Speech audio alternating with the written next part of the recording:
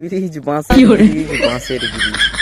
আচ্ছা ভাই, তোমাদের কাছে আমার একটা ছোট্ট প্রশ্ন, ব্রিজটা কি এপার এবং ওপার পূর্বস্থলীবাসী আর ওদিকে হচ্ছে ইদ্রাকপুর মানুষের জন্য কি বানানো আদৌ হয়েছিল?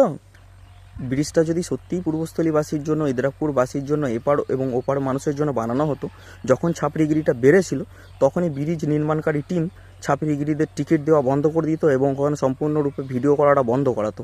কিন্তু তখন তো তারা করেনি। তারা জানতো ভালো করে যে পূর্বস্থলীর দিকে ইদ্রাকপুরের মানুষ হয়তো দিনে 200 জন যাবে, দিনে আমরা 2000 টাকা ইনকাম করতে পারবো। যদি পুরো বিকেলটা আমরা ছাপড়িদেরকে ছেড়ে দিই, না হলে 500 থেকে 1000 ছাপড়ি ঠিক জুটে যাবে। 10 টাকা করে টিকিট খরচা দিয়ে দেয়, তাহলে 5000 থেকে 10,000 টাকা ইনকাম হয়ে যাচ্ছে। তাদেরও বেশ ভালোই বিজনেস চলছিল। তখন ইদ্রাকপুর পূর্বস্থলীবাসীর কথা একটু চিন্তা ভাবনা আসেনি, যেহেতু মাল জাহাজ ছিল। এক শ্রেণীর মানুষের আবার ইদ্রাকপুরবাসী আর এদিকে পূর্বস্থলীবাসীর মানুষের প্রতি এত মায়া ফুটে উঠেছে, এর মধ্য থেকেও কিছু মানুষ তখন 10 টাকা টিকিট নিয়ে ওখানে গিয়ে ফুল মস্তিতে একদম বাজিয়ে নাচ দেখতো। ভাই তখন তো প্রতিবাদ করতে পারিসনি, তখন তো কিছু বলিসনি, এখন কেন চুলকাচ্ছিস?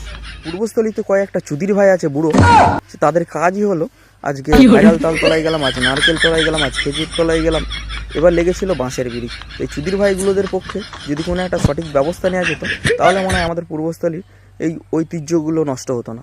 না খুলে না ভেঙে সুন্দর করে রেখে দেওয়া হোক এপার এবং ওপার মানুষের ব্যবহারের জন্য।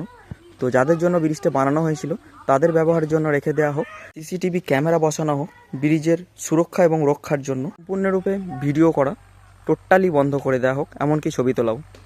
তো সবাই ভালো থাকবেন, সুস্থ থাকবেন, টাটা।